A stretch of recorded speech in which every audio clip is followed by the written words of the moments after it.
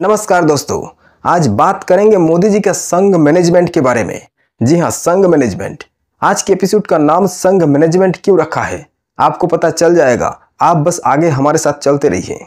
दोस्तों, भारतीय राजनीति में आज के वक्त में सबसे चतुर व्यक्ति अगर कोई है तो वो नरेंद्र मोदी है। इस बात से कोई इनकार नहीं कर सकता और इसीलिए वो तीसरी बार प्रधानमंत्री के रूप में शपथ लेने में कामयाब रहे हैं। लेकिन सत्ता पा लेना और उसमें लंबे समय तक बने रहना आसान नहीं होता, पर नरेंद्र मोदी ने बखूबी यह काम करके दिखाया है और अभी भी देश के सर्वोच्च पद पर बैठे हुए हैं। और ये काम मोदी जी अपने मैनेजमेंट क्षमता के आधार पर करते हैं। 3 बार के मुख्यमंत्री और 3 बार के प्रधानमंत्री और अभी तक एक भी चुनाव न हारना यह दर्शाता है कि वो मैनेजमेंट के मास्टर हैं। उन्होंने 15 अगस्त 2025 को स्वतंत्रता दिवस के दिन एक ऐसा मास्टर स्ट्रोक दिया है जिससे हर कोई अचंभित रह गया। मोदी जी ने लाल किले के प्राचीर से स्वतंत्रता दिवस के भाषण के दौरान राष्ट्रीय स्वयंसेवक संघ का जिक्र किया और राष्ट्रीय स्वयंसेवक संघ का तारीफ करते रहे। और उनके भाषण खत्म होते ही इंडिया गठबंधन के नेताओं की ओर से तीखी प्रतिक्रिया भी आना शुरू हो गया, और वो तो होना ही था।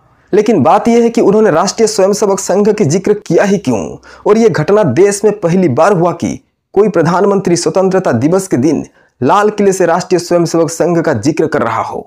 असल में गहराई से देखें तो इसके पीछे एक बड़ी वजह है और यह मोदी जी का पॉलिटिकल मैनेजमेंट का ही एक हिस्सा है। दोस्तों, अगले महीने मोदी जी 75 वर्ष की उम्र पूरा कर लेंगे और पार्टी में जिस तरह से 75 वर्ष वाले नेताओं को दरकिनार किया गया है, और वो भी मोदी जी के नेतृत्व में, और अभी जब मोदी जी का उम्र 75 वर्ष होने जा रहा है तो मोदी जी भी अपने मैनेजमेंट माइंड को एक्टिव कर लिया है। दोस्तों, यहाँ समझने वाली बात यह है कि मोदी जी राष्ट्रीय स्वयंसेवक संघ का जिक्र करके क्या संघ को खुश करना चाहते हैं।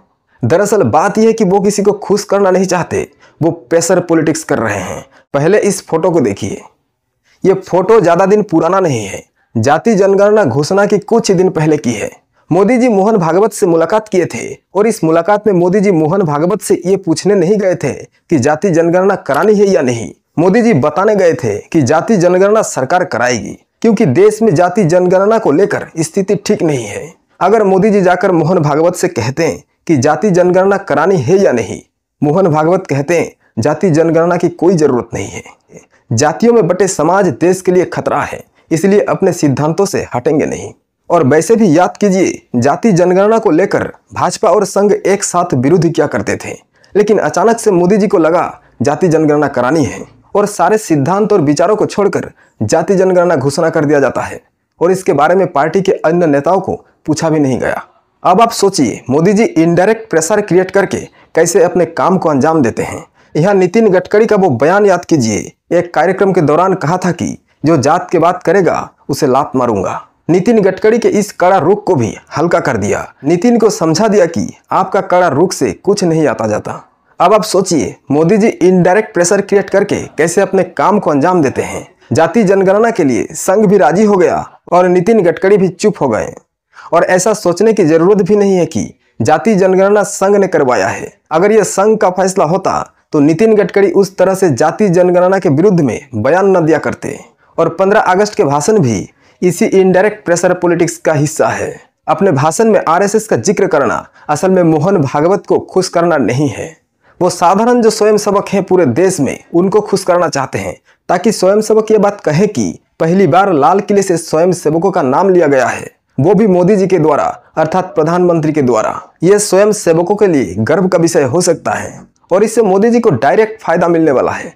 75 की उम्र होने के बाद अगर उन्हें हटाया जाता है तो आरएसएस में विद्रोह का आग सुलग सकता है, क्योंकि मोदी जी जिस तरह से हिंदुत्व के बात को आगे बढ़ाते हैं और हिंदुत्व को जीते हैं, ऐसे में हिंदुत्ववादी विचारधारा रखने वाले लोग उनको बहुत पसंद करते हैं। और इसी हिंदुत्व के गुट को मजबूत करने के लिए मोदी जी प्रयास कर रहे हैं, ताकि आरएसएस के पदाधिकारियों के ऊपर प्रेशर बना रहे। ऐसे माहौल बनाने की कोशिश कर रहे हैं जैसे मानो मोदी जी के बिना हिंदुत्व कुछ भी नहीं है, और यही प्रेशर के जरिए 75 की उम्र वाली बाधा को दूर करने की कोशिश कर रहे हैं। और ऐसे ही माइक्रो मैनेजमेंट के जरिए मोदी जी हमेशा असली टारगेट को निशाना बनाते हैं, और अभी उनके निशाने पर मोहन भागवत हैं। कोई माने या ना माने, मोदी जी इसी माइक्रो मैनेजमेंट के जरिए अगले महीने सितंबर 2025 में मोदी जी का उम्र 75 साल होने पर भी प्रधानमंत्री की कुर्सी पर काबिज रहेंगे। वैसे भी मोदी जी अपना विकल्प तैयार होने नहीं दिया है। नरेंद्र मोदी के बाद अमित शाह को भी उनका उत्तराधिकारी के रूप में देखा जाता है, लेकिन वो मोदी जी की इच्छा से ही होने वाला है। मोदी जी चाहेंगे तभी होगा। मोदी जी अमित शाह को अलग एंगल से प्रधानमंत्री के पद के लिए तैयार रखा है, और अमित शाह को ही क्यों प्रधानमंत्री के रूप में नरेंद्र मोदी देखते हैं, इसके पीछे कई वजह है, वो फिर किसी दिन चर्चा करेंगे। लेकिन आज इस बात को ही समझना है कि नरेंद्र मोदी का संघ मैनेजमेंट कितना असरदार साबित होने वाला है आने वाले दिनों में, ये देखने वाली बात होगी।